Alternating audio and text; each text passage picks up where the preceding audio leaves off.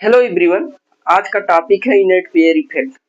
तो first of all जानेंगे कि उसका स्टेटमेंट क्या होता है, उस पर एग्जांपल कैसे सॉल्व किया जाता है और इनर्ट पेयर इफेक्ट कैसे वर्क करता है। तो देखिएगा इसका statement. S orbital of s orbital of valence shell valence shell valence shell of of certain certain heavier heavier p block elements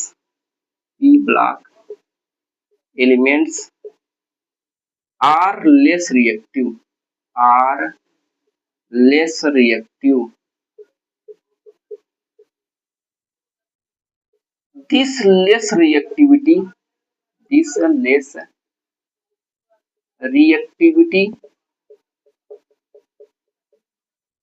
reactivity is called inert pair effect. inert pair effect तो कहने का sense ये है कि s orbital of valence shell of certain heavier p block elements are less reactive. This less reactivity is called inert pair effect. तो मतलब यह है, जैसे हम अप टू डाउन जाते हैं, हम जानते हैं किसी भी एलिमेंट्स की जो साइज है वो बढ़ती जाती है। इसीलिए यहाँ पर लिखा गया है कि certain heavier p block elements, यह जो है घटनाएं प्रायः जो है पी ब्लॉक एलिमेंट्स में ही होती हैं। तो जैसे जैसे हम अप टू डाउन जाने लगते हैं तो उन सभी की जो रिएक्टिविटी आर्डर है, किसी भी रिएक्शन में पार्टिसिपेट करने की जो रिएक्टिविटी आर्डर है वो घटती जाती है। इसी को हम कहते हैं इनर्ट पेयर इफेक्ट ना। तो उसमें देखिएगा, इसमें एक फैक्ट वर्क करेगा, वो है शील्डिंग इफेक्ट। तो आप वो जानिएगा फर्स्ट ऑफ ऑल कि शील्डिंग इफेक्ट क्या होता है। शील्डिंग इफेक्ट शील्डिंग इफेक्ट जैसे मान लीजिए कोई एटम है और एटम के आउटर मोस्ट के इलेक्ट्रॉन है और जो इनर मोस्ट के इलेक्ट्रॉन रहते हैं वो आउटर मोस्ट के इलेक्ट्रॉन को रिपल्सन क्रिएट करते हैं। तो ये दोनों क्या करेंगे, इसमें रिपल्सन क्रिएट करेंगे। और जब रिपल्सन क्रिएट करेंगे तो ये क्या होगा, ये इलेक्ट्रॉन बाहर की तरफ ज्यादा जो है पोलराइज्ड होगा। और जैसे बाहर की तरफ ज्यादा रिपल्सन के कारण बाहर की तरफ ज्यादा जो है पोलराइज्ड होगा, तो यहाँ पर जो रिएक्टिविटी आर्डर है वो बढ़ जाएगी ना। शील्डिंग का सेंस यही है कि रिपल्सन क्रिएट करना ना। अगर शील्डिंग आपका लेस है तो आपकी जो रिएक्टिविटी आर्डर है वो लेस हो जाएगी, और अगर शील्डिंग आपका हाइयर है तो जो रिएक्टिविटी आर्डर वो होती है वो हाई हो जाएगी ना। जैसे यहाँ पर शील्डिंग इफेक्ट ज्यादा वर्क कर रहा है, मतलब ज्यादा रिपल्सन क्रिएट कर रहा है, तो ये इलेक्ट्रॉन बाहर की साइड ज्यादा रहेगा। और जैसे ही कोई रिएक्शन करने के लिए आएगा, ये इलेक्ट्रॉन जो है मूव करके रिएक्शन में पार्टिसिपेट कर लेता है ना। और शील्डिंग इफेक्ट कम है, मतलब ये रिपल्सन कम क्रिएट कर पा रहे हैं, तो यहाँ जो इलेक्ट्रॉन आउटर मोस्ट के इलेक्ट्रॉन रहते हैं वो न्यूक्लियस से ज्यादा फोर्स ऑफ अट्रैक्शन से बढ़ जाते हैं। इनका जो फोर्स ऑफ अट्रैक्शन होता है वो मैक्सिमम हो जाता है। जब शील्डिंग इफेक्ट आपका लेस रहेगा तो ये ज्यादा फोर्स ऑफ अट्रैक्शन से बधे रहेंगे, और जब ज्यादा फोर्स ऑफ अट्रैक्शन लगा रहेगा तो हम कह सकते हैं यहाँ पर रिएक्टिविटी आर्डर कम हो जाएगी, क्योंकि इलेक्ट्रॉन की निकलने की जो प्रोबेबिलिटी है वो कम हो जाती है। तो शील्डिंग इफेक्ट से आप ये समझ सकते हैं, shielding effect is directly proportional to यहाँ पे आप लिख सकते हैं रिएक्टिविटी आर्डर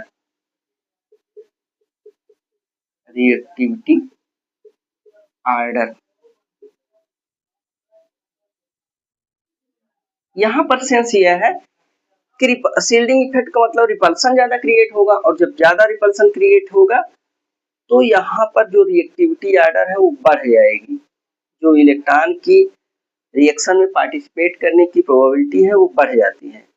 और शील्डिंग इफेक्ट आपका पुअर है तो आपका रिएक्टिविटी आर्डर भी पुअर हो जाएगी, क्योंकि force of attraction outermost shell के जो इलेक्ट्रॉन होते हैं न्यूक्लियस से ज्यादा आपका फील करते हैं। इसके बाद हम देखेंगे कि कौन सा सबसेल आपका मैक्सिमम शील्डिंग इफेक्ट जनरेट कर पाता है, मतलब कौन सा आपका सबसेल मैक्सिमम रिपल्सन जनरेट कर पाता है इनर मोस्ट इलेक्ट्रॉन ना। तो उसमें देखेंगे एसपीडीएफ का सीरीज, तो यस आपका मैक्सिमम कर पाता है पी के कंपेरिजन में, पी आपका मैक्सिमम कर पाता है डी के कंपेरिजन में, और एफ आपका सबसे लेस कर पाता है ना शील्डिंग इफेक्ट।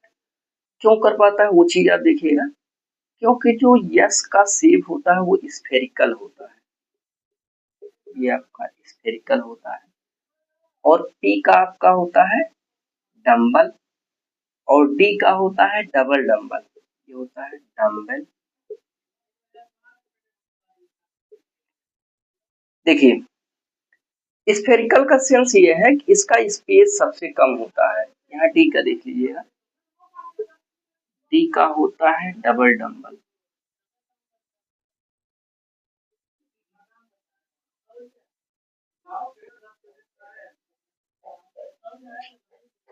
डी का होता है डबल डंबल।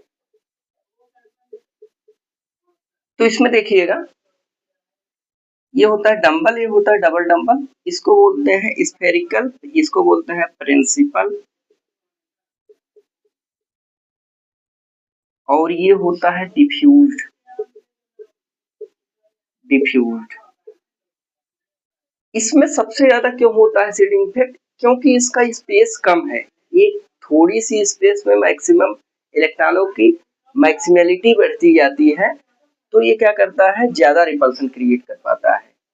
यहाँ पर आप देखेंगे डबल डंबल है, इसका स्पेस ज्यादा रहता है इन कंपेरिजन टू दिस, तो कुछ इलेक्ट्रॉन यहाँ पर डिस्ट्रीब्यूट हो जाएंगे, कुछ यहाँ पर डिस्ट्रीब्यूट हो जाएंगे, तो ये जो है एक ही जगह इलेक्ट्रॉन की डेंसिटी मैक्सिमम नहीं हो पाती है, तो इसलिए ये आपका कम रिपल्सन जनरेट कर पाता है।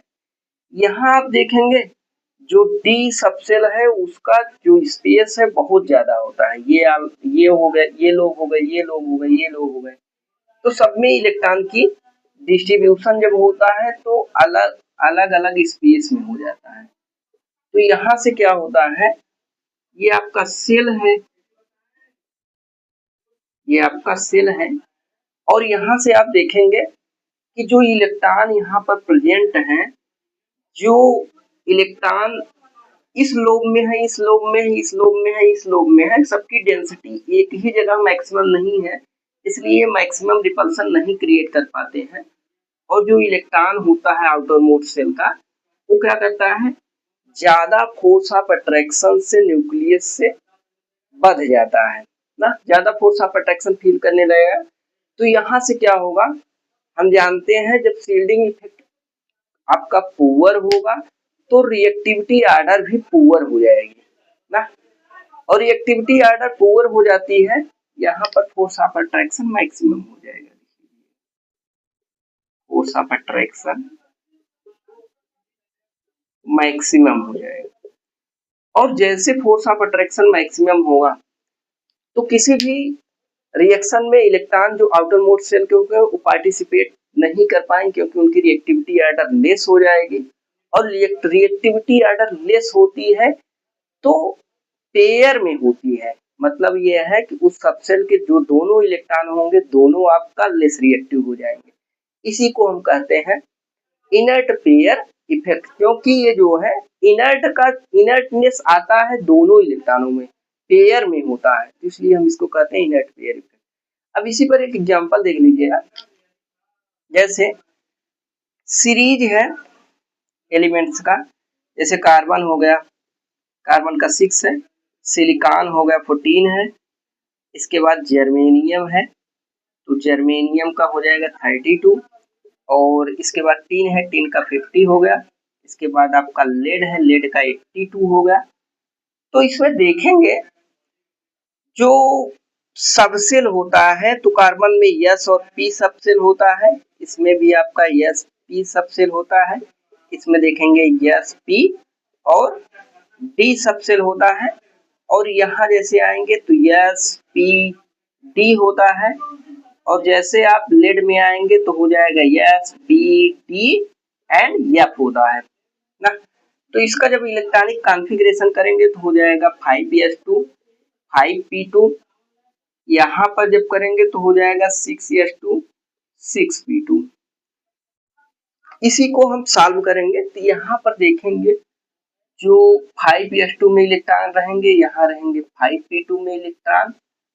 तो हम आप देखेंगे कि जो 5s के इलेक्ट्रॉन होंगे, क्योंकि ये जो है इसका स्पेस सबसे ज्यादा है तो इलेक्ट्रॉन का डिस्ट्रीब्यूशन अलग अलग जो है लोब में हो जाएंगे और रिपल्सन कम जनरेट हो पाएगा, जिससे जो आउटर मोस्ट के इलेक्ट्रॉन होते हैं न्यूक्लियस से मैक्सिमम फोर्स ऑफ अट्रैक्शन से जुड़ जाते हैं, और इसमें क्या होती है इनर्टनेस आ जाती है, रिएक्टिविटी आर्डर आपका कम हो जाएगा। ठीक ऐसे ही केस में लेड के केस में देखेंगे तो लेड के केस में आपका 6s2 हो जाएगा और ये हो जाएगा 6p2 ना। तो यहाँ पर देखेंगे सेम जैसे आपके टिन के केस में था वैसे ही लेड के केस में हो जाएगा, यहाँ पर फोर्स ऑफ अट्रैक्शन मैक्सिमम हो जाएगा और पेयर में होगा। जो यस सबसेल के जो दोनों इलेक्ट्रॉन होंगे वो दोनों ही इनर्ट हो जाएंगे, इसे ही हम कहते हैं inert pair effect. Thanks for watching my video, thank you.